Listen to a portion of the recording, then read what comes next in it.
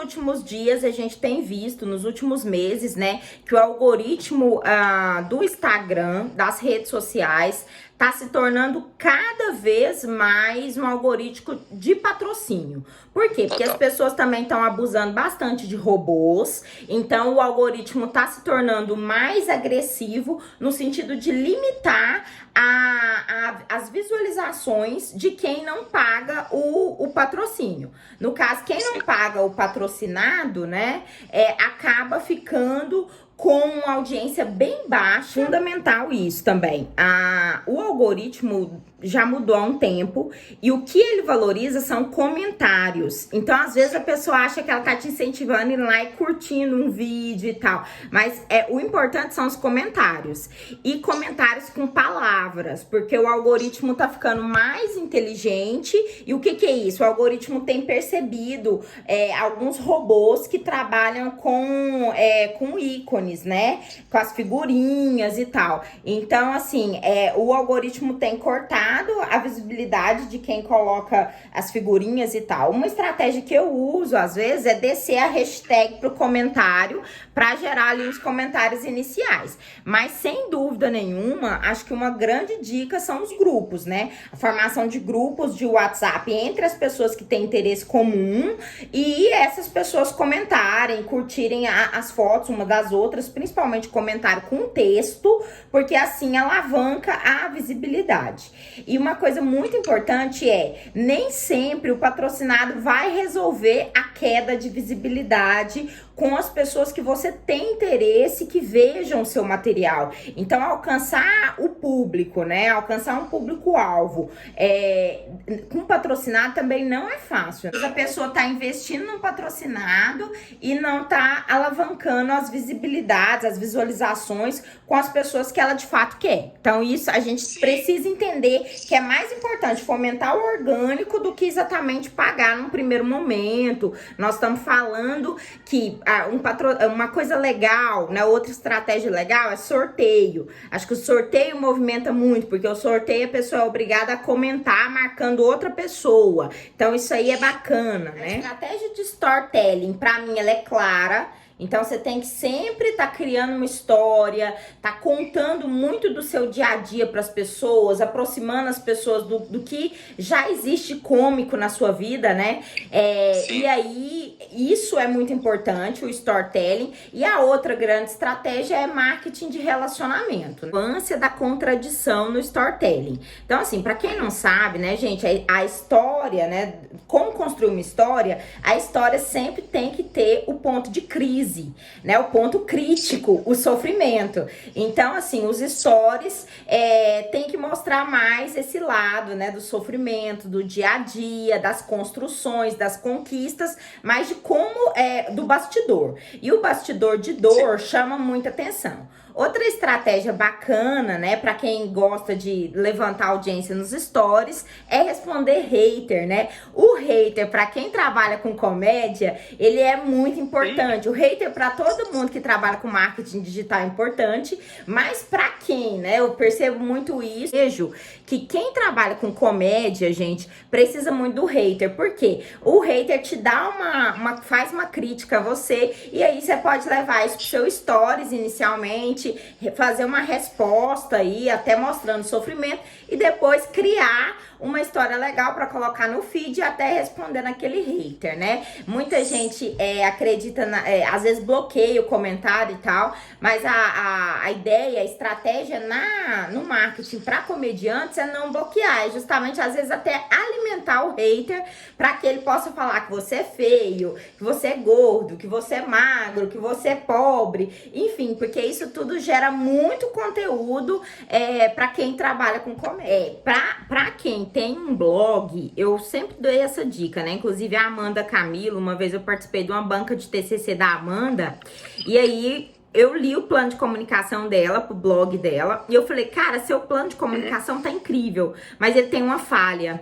Ele não explora a cidade que você mora, que é em Umas. Então, a partir do momento que você explorar a cidade que você mora, você praticamente, ou pode ser a maior blogueira de Inhumas, né? E aí depois eu vi a Amanda Camilo fazendo a estratégia, né? Falando de Inhumas, mostrando Inhumas, marcando Inhumas.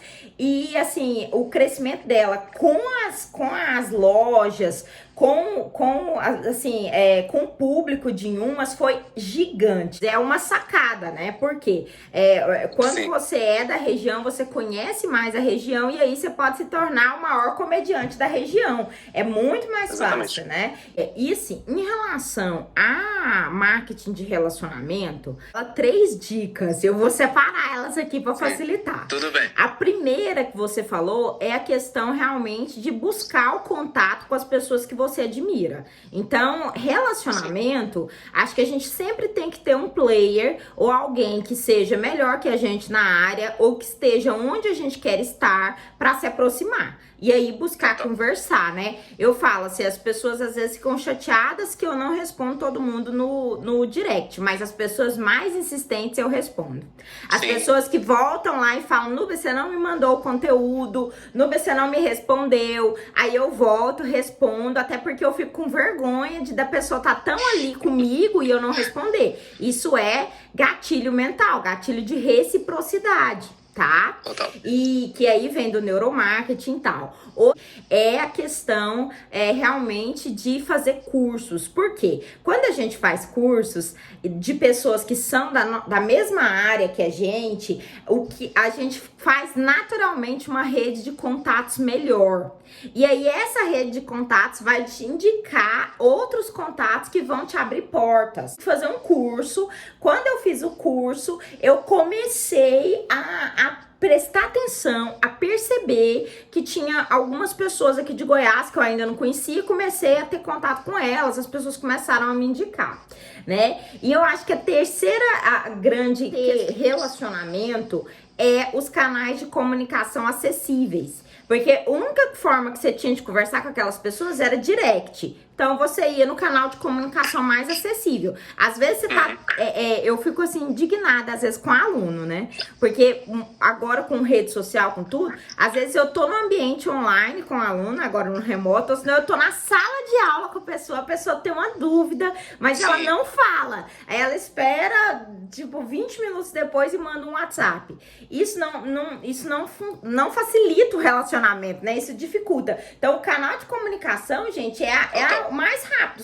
Encontrou com a pessoa no aeroporto, em qualquer lugar, num café, você já fala pra pessoa, já passa seu contato, já conversa ali mesmo. Em geral, né? Por que relacionamento funciona tão bem? As pessoas estão abertas, em geral, a crescer na sua área. Para crescer, a gente sabe que a gente precisa uns dos outros, né? É uma rede, uma pessoa ajuda a outra. Então, isso eu acho que é muito eficiente, né? Para quem trabalha com comédia e para quem quer crescer num determinado segmento que depende de relacionamento, que hoje praticamente todos os segmentos de carreira artística dependem de relacionamento, muito, né? Grande da questão de humanizar a marca, né? E pro comediante também usar essa estratégia, é importante ele perceber a contradição entre ser alegre o tempo todo e a vida real, e mostrar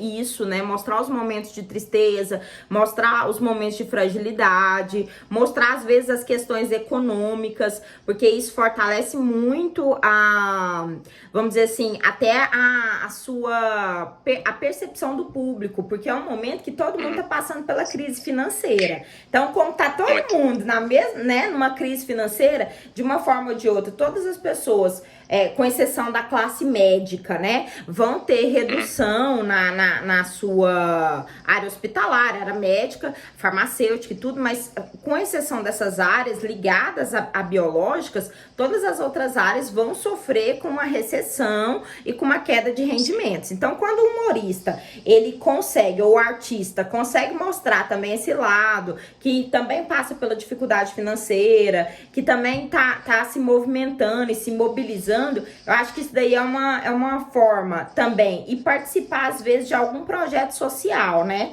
Os projetos sociais, às vezes participar do movimento, não doando diretamente o dinheiro, mas o movimento de fazer uma entrega de cestas ou colaborar, simplesmente fazendo a divulgação do pessoal que está captando alimentos para fazer divulgação. Isso daí humaniza muito a marca do artista e mostra que o artista está sensibilizado com a situação brasileira, que é uma das mais graves do mundo, né? Uma percepção que eu tenho é que a tendência, e não é uma tendência só do mercado goiano, mas vai ser uma tendência nacional e internacional, é que os patrocínios, nesse momento agora da crise e pós-pandemia, em 2021, né, que a gente espera que no caso do Brasil, né, a pandemia, infelizmente, a previsão ainda é para 2021, que né, realmente a gente tem um cenário aí de redução, é trocar o patrocínio propriamente dito pela estratégia de co-branding, ou seja, duas marcas participando e se aliando, trocando apenas produtos e serviços, né? Pro artista, eu sempre falo o seguinte, né? E assessorar da artista precisa ter muito cuidado. O que ele pode aceitar de co-branding? Ele pode aceitar de co-branding roupa, né? O vestuário do artista pode ser co-branding. Ele usa a roupa, depois ele devolve pra marca, tá, gente? Não tem problema algum. Você usa a roupa no show, fala que a roupa é daquela marca, e aí depois você devolve a roupa pra marca, a marca, né, consegue fazer um serviço de higienização e passar essa roupa pra frente. Beleza, esse é um ponto. O segundo ponto é que a gente não pode trocar cachê. Então, assim, o cachê precisa continuar existindo.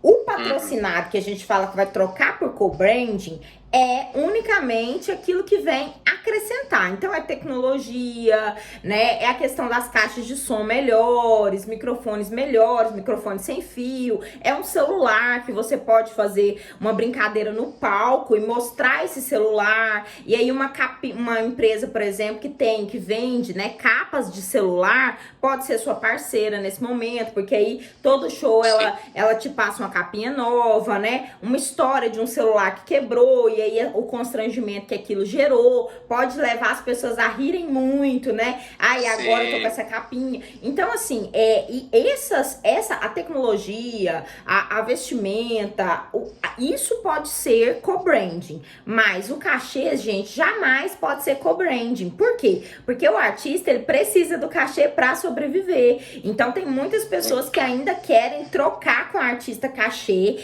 por incrível que pareça, isso existe muito, né? Às vezes até uma loja vai fazer um lançamento de uma coleção nova e quer te chamar, mas quer te chamar num sistema de parceria.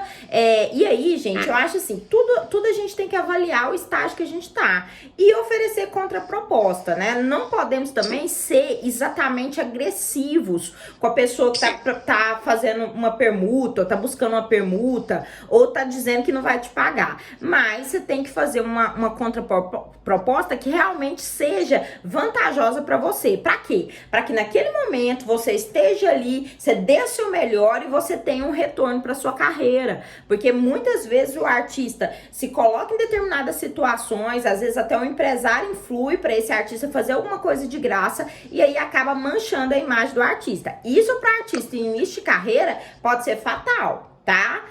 Pode acabar com a imagem do artista. Fazer um planejamento, começar com storytelling e realmente produzir conteúdo com uma frequência alta para poder gerar mais engajamento nas suas redes sociais e aí fortalecer o marketing de relacionamento com o teu público para quando voltar da pandemia, esse público poder te acompanhar no presencial e aí você ter um retorno financeiro e tal.